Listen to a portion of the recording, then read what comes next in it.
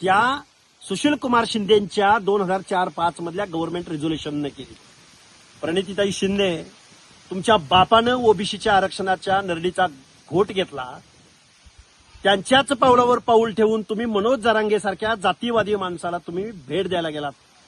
पण तुम्ही त्यांना हे नाही विचारलं की तुमची मागणी काय आहे. जरांगेंची मागणी आहे की आम्हाला ओबीसी मधूनच आरक्षण पाहिजे. जर जरांगेच्या जातीला जर ओबीसी मधून आरक्षण दिलं तर मूळ ओबीसी मधला जो सामाजिक दृष्ट्या मागास आहे, जो बलुता आलूत आहे, जो जन्मानं मागच्या 100-200 वर्षामध्ये ज्याच्यावरती सोशल डिस्क्रिमिनेशन झालंय, त्या माणसांच्या प्रतिनिधित्वाचं काय होईल. ते बलुते आलुते भटक्या विमुक्त जाती जमाती या मराठा समाजाच्या स्पर्धेत टिकतील का, या प्रश्नाचा विचार प्रणितीताई शिंदे तुम्ही नाही केला, तुमच्या बापानं नाही केला. आणि आता परत तुम्ही मनोज जरांगेला पाठिंबा द्यायला गेलात.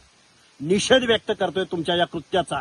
कारण तुम्ही ज्या सोलापूर मतदारसंघातून निवडून येतात त्या मतदारसंघामध्ये भटक्या विमुक्त जाती जमातीची ओबीसीचं किती मतदान आहे याचा विचार तुम्ही करायला पाहिजे होता.